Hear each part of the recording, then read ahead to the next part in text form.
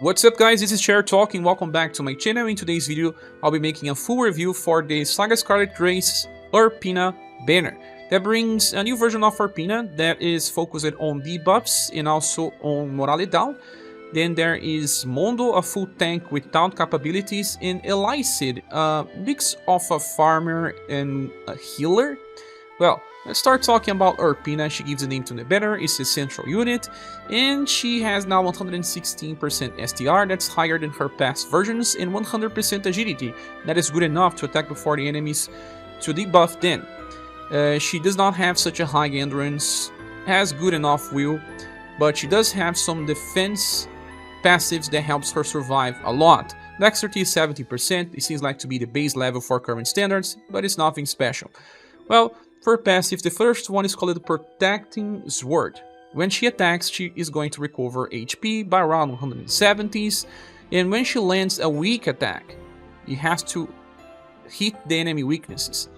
Might Crossblade will be activated with a 50% chance, and it will be only used on rank 1, but it's a double S power that hits for a row of foes, so it's interesting depending on the situations. I think Death Master Remembrance Battle makes more sense to get this free row attack, but well, usually you can treat as a single target attack.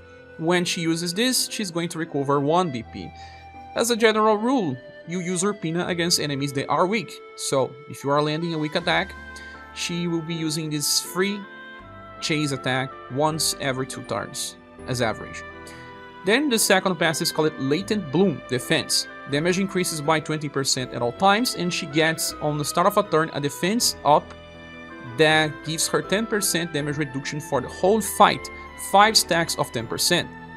This will give her something close to 40% damage reduction. And not just that, she still has high protect tension that increases damage by 20% at all times, and then when attacked, damage gets reduced by 30. So, on average, minus 30% and then minus 40% by turn 5 and beyond. So it's actually pretty nice. She's very defensive, and I do believe this is kind of her selling point. She won't take much damage and will help the party survive if she can apply her debuffs. But are they good enough? We'll find out. First skill is called Dual Blade Dance. It's a 2 BP AoE attack that hits for slash and pierce. It's nice to have double elements so she has a better chance to apply the chase attack, and it only has E power. It's just like using a normal attack against multiple enemies, and there's a chance to debuff agility by 15% on level max. Debuffing agility helps decrease the accuracy of spells, damage, and accuracy from martial arts, and also reduce the speed of the enemy.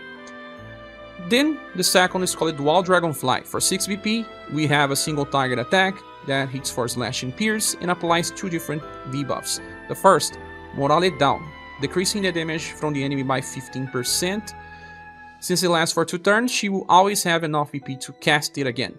And also applies Guard Down, decreasing the defense of the enemy by 15%, lasts for 2 turns. This does not stack with itself, none of the 2 effects, so you'll be using Normal Attack, Dual Dragonfly. Normal Attack, Dual Dragonfly, if you want her to apply Morale Down. But there's just one thing. Many characters recently have been capable of using Morale Down Medium. None of them on the perfect cycles, I must say. Well, the one that gets pretty close to this is Fuse. Fuse has a full AoE attack that grants Morale Down Medium, decreasing damage by 25%, and he gets 4 BP per turn, uses 9.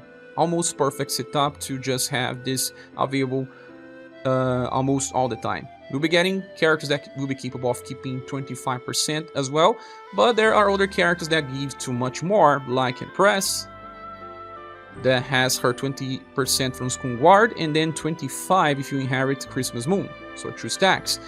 Or people like Barbara, that increase your resistance to damage in a different way. She goes and just apply defense boost, minus 25% damage, and then guard up medium, minus 25 again.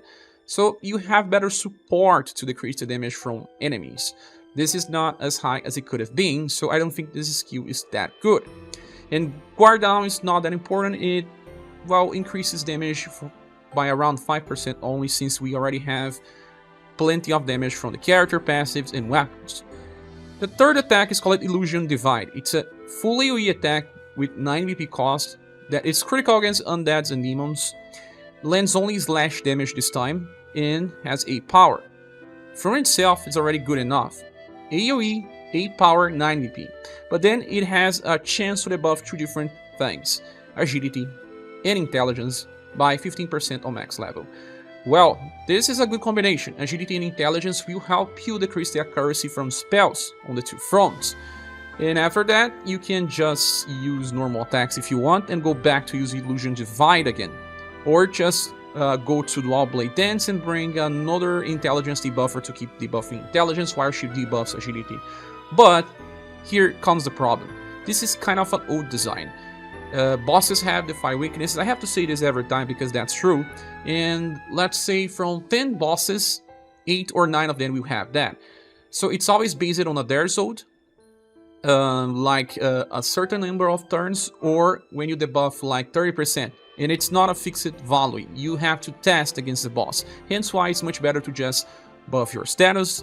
Hardly the bosses will remove your buffs, or just give you defense capabilities like, well, even morale down, but better values, or guard up, defense boost, things like that.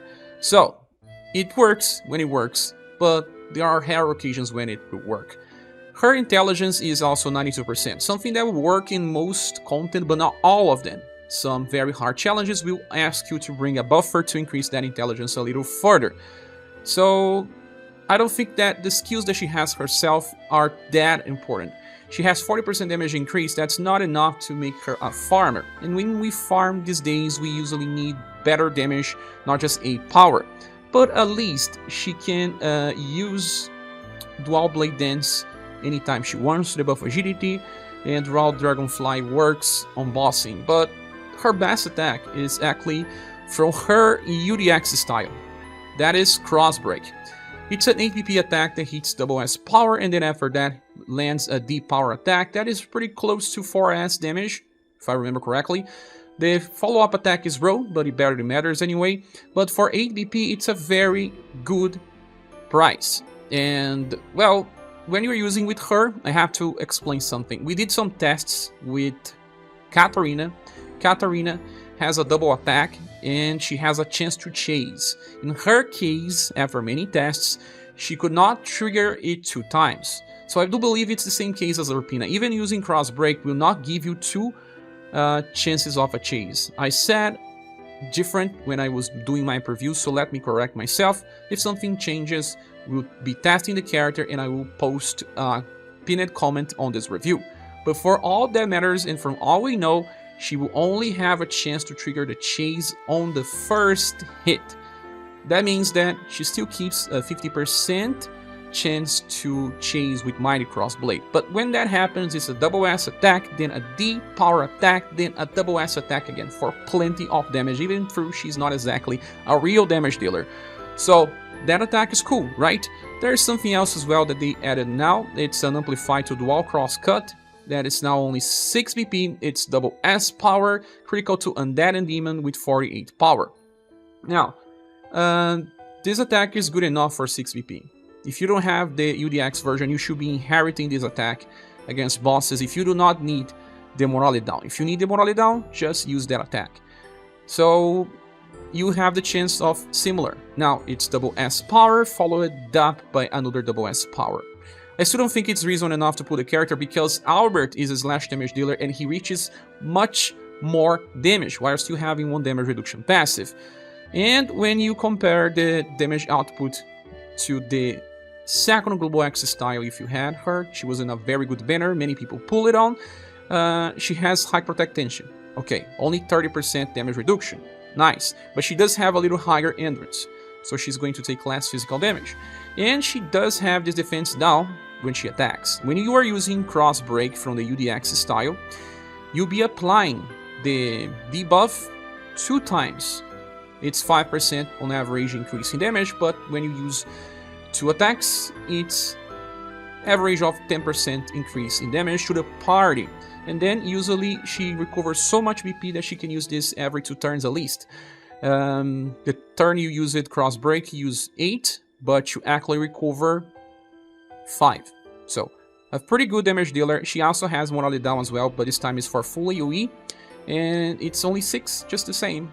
And in the end, she will have a guarantee of being capable of using this more than the newest version.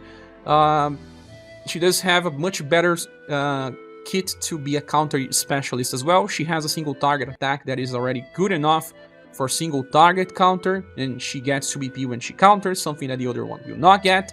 And well, she also does not trigger the chase when countering, something to be remembered.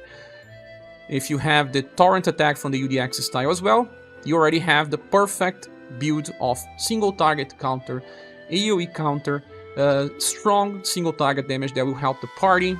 So I don't see reason to pull for the newest Urpina if you have this one. If you have the UDX and don't have any other version of Urpina, I do believe it's kind of okay to summon for this one, but even though she has very good defense capabilities, it will not matter much in the end because the base skills are not that interesting. Now, they also released a new S version of Urpina, will probably be free during the event, that gives her Flash Triple Thrust to give Slash and Pierce so that you have more chances of attacking a weak target, and Rising Nova Plus. This is actually a very good skill that removes all buffs from a boss. She actually gets 1 BP by chasing. That means that she will always be capable of debuffing every 3 turns, sometimes every 2 turns. Well, I still believe it's better using this on the second Global X style that guarantees 4 BP per turn, so that you can actually apply the buff break more often. In the end, this character here is not bad, just doesn't have a very focused design, and I suggest you to skip. Sadly, she will receive a plain SS grade. Sad, because the character could be so much better with so much defense, but that's about it. This is also her latest style from JP, unless they release something else for global, it's gonna take some time to get another style for Urpina. Now, the next character is Mondo, and he uses spears and it's a full tank. Let me explain. First of all, he has very big endurance, 105%. Very big will, 105% too. 94 STR because he is not made to do big damage, his agility is pretty bad, doesn't really matter. He does have some intelligence because he can apply status ailments. Dexterity is also kind of base levels. First passive, he gets Taunt of medium effect on the start of a turn, and it lasts for 4 turns. That means that he stacks 4 medium taunts in a row. That's probably the highest value you're gonna see for a while. And on the end of turn, he cleans himself from poison. If you are using a formation like the Zerglings as Rising Phoenix X, you will be capable of drawing a lot of enemy attacks towards Mondo, just because of the passive. He does not even need to use a skill for that result. But then, we will talk more about these situations in a few. Recurring Raging is the second passive. When he lands an attack, he is going to recover his own HP by around 150. His love and charisma are pretty bad, and will also buff his will by 15%. That's pretty cool, because a tank cannot be stopped, cannot be paralyzed, cannot be stunned, because all passives will be disabled and he's going to die. So, by attacking, he's going to buff his will 4 times in a row. That means that he's going to get 37.5 will buffs after attacking 4 times and keeping that value constant. After that, he has Iron Wall Defense 6, then when attacked, damage will be reduced by 40%. So, pretty big. He's barely going to take damage. And then, buffing his will to very good values so that he does not really need many will buffs from other sources. He can actually take care of himself. Now, the first skill is called Glitter Shell. It's a free attack with E power, barely does damage, and applies Guard Up Small for 2 turns. That increases your damage resistance by 12%, and it stacks with his Iron Wall Defense, so you have 2 defensive capabilities right now. The second skill is Mizuki, and it costs 7 BP. It's a single target attack with Pierce and Cold damage, and as power 41, it's pretty close to double S. It's not bad for damage. And it has a chance to apply poison on the enemy. The chance is high and lasts for 4 turns. This is not something that you'll be using every day. Poison strategies are extremely rare, but there will be a remembrance battle where you need to apply poison. But because Mondo is a spear user, we have Matriarch there, and usually we can bring strategies where Matriarch breaks the mechanics of the remembrance battle boss to win without many problems. So even though Mondo can work for that, you will not need him to clear. So something that works, but not required. Then the third one is called Guardian Dive. They changed this, it's now 9 BP in global. It's S power, barely does damage.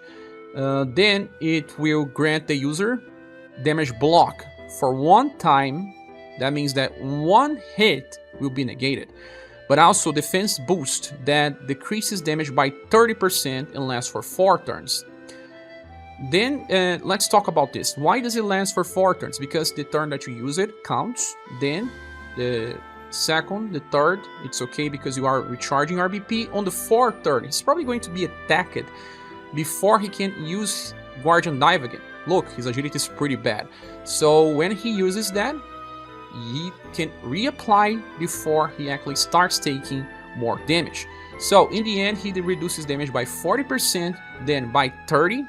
Well, I guess on turn 1 he may still take full damage, but then after that, defense boost will be applied, and you can just use Glitter Shell to apply Guard Up Small, reduce damage again, this time by 12%.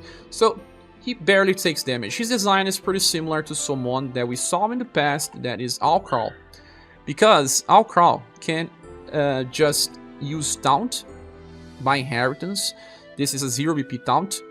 You can use the newest version of him that has another Taunt that deals damage and applies defense boost.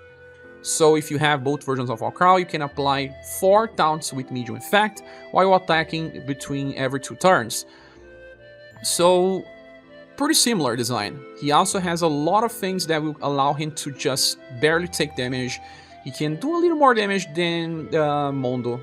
They use different weapons, so I believe that both have wrong weapon types for Remembrance. It's kind of easy to win Remembrance with martial arts, and it's kind of easy to win Remembrance with spears. So many people didn't care much about Alcrawl, and I do believe that many people will not care much about Mondo, because in the end he still competes with true tanks that offer more than just tanking, like, of course, Mask.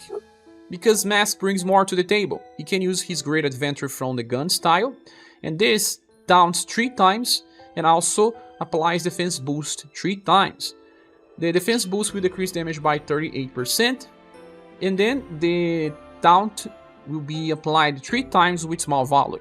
So he taunts less. He will receive more damage. But the difference is not that big as you may think. And Mask has something else. He can cover someone with 25% chance. That can save you from some nukes on situations like AoE attacks. And also has the most important thing. That is the Hustle Protect passive. When he gets to overdrive, he can recover all surviving allies' HP by medium effect. That is something like 1000 healing without considering love and charisma buffs. So he can also act as your healer, something that you can also do with some other tanks as well, but especially Polka. Polka with his Rag Robin persona is the best tank in the game when you consider the full utility of the character. He will just use Steel Blade Phoenix every 3 turns to heal the party for around 1000 in the game, and when he gets attacked he self-buffs STR and will. That means that he becomes a very good damage dealer too. His will is not that high, but once he gets hit sometimes and counters, his will build up to be enough to protect him from ailments as well. And those that have Rag Robin will have to find reasons to use Mondo. And, well, if they already have Mask, they won't have that many reasons to. But I have to say that his design works. It's just that for Mondo to work, he needs a very specific type of boss. One that chooses single target attacks over AoE attacks. And one that likes to attack with nukes, because that's when Mondo matters. But these situations will be far less than when you need to bring someone like Mask or Polka, or even other types of tank like Global X Final Press, or someone like Tank Gustav, or the newest version of Tsubaki that brings damage reduction to the whole party and not to itself. So sadly, Mondo is a cool and good character. We receive an SS Plus grade. For what he does, he's good. It's just that we have two meta characters that do much more than him, making him very easy to skip. Now, as for inheritance, we can get Windmill Plus from his S style from the event, and this opens an evasive counter stance, so he does not take damage, and he counterattacks with double S power in 53 mod. I don't think Mondo is the best Windmill Plus user. We have Laura, for example, and we will have Troll, and they are much better damage dealers. Mondo will not do damage. He doesn't have a single damage passive. That means that you are better off just using Guardian Dive most of the time, or someone else with a better counter like even Urpina and her Torrent. Now, the last character is Elysed. She's a staff user with access to water and wind spells. She doesn't have very high endurance, but that's common with mages. She does have very good will with 99%. Her agility is 101% because she's an ailment inflictor, so she needs to go first. Intelligence is good enough, but nothing special. Love and charisma are higher than normal because she is also a healer. Now, for passives, we have Sage Teaching. When recovery actions are made, that means using recovery spells, she has one. She will self-heal and then buff all of her status by 15%. It's a very old healer design, and the only spell she has is Water of Life Plus that recovers. And it's enough to get from 0 to max HP when you have this max leveled. The spell itself also removes all status debuffs. Well, I have to say that it's better to have a recovery spells that cleanses ailments, because, well, sometimes you get paralyzed, confused, charmed. Those things are much more dangerous than just getting status debuffed. And then she can use this 5 times because she sacrifices 1 LP. And, well, if she needed to be healed, she does not need to self-heal by choosing herself. She chooses someone else, she's going to receive the HP heal. But, well, I don't think this changes too much the course of battle. We have better healers. And I have to say that on JP, her next style forgets everything about being a healer. It's just about damage. Now, the second passive, Focus Defiance 5. Weak attack damage will increase by 30%. And when attacked by an attack that will cause resist, that means that you receive slash damage. And you have like 35 protection against slash damage. 35 and beyond will allow you to see resist on the screen. If that happens, damage will be reduced by 40%. That is the same as Iron Wall Defense 6 from Mondo, but you do need to follow this rule. Bring something like Proof of War Tower and choose the equipments accordingly to try to defend against the enemy's attack. Then we have Fired Up 7, that increases damage by 40%. So when attacking weak targets, she has access to 70% damage increase.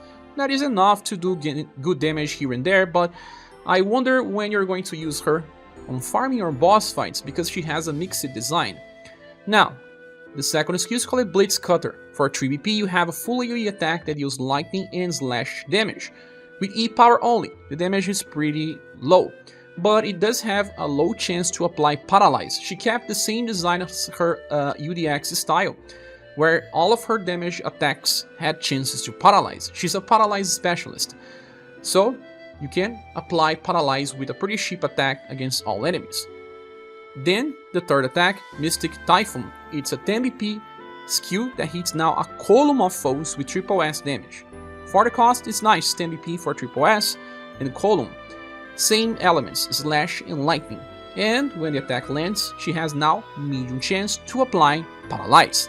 The intelligence should be enough to land Paralyze in times where you need to paralyze someone. Those are not that common, but more about tower events.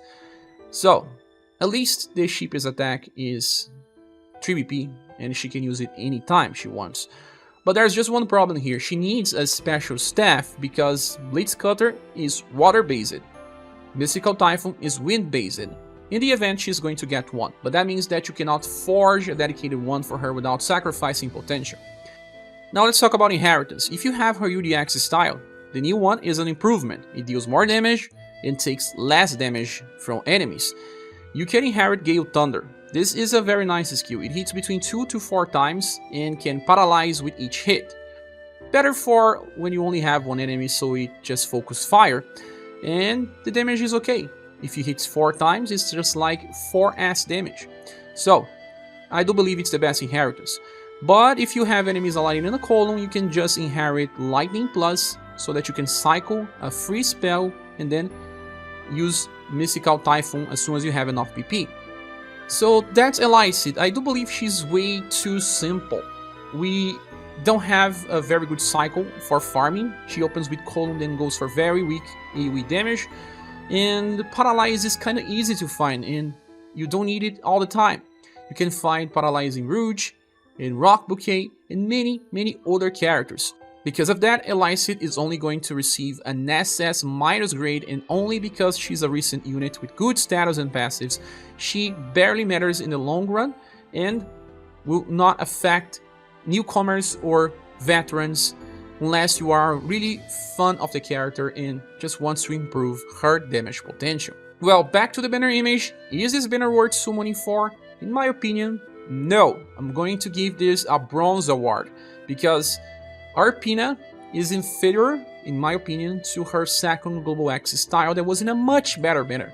Mondo works really well as a full taunt tank, but the thing is, we don't need them as much, and you can simply use a normal tank with added utility in his place.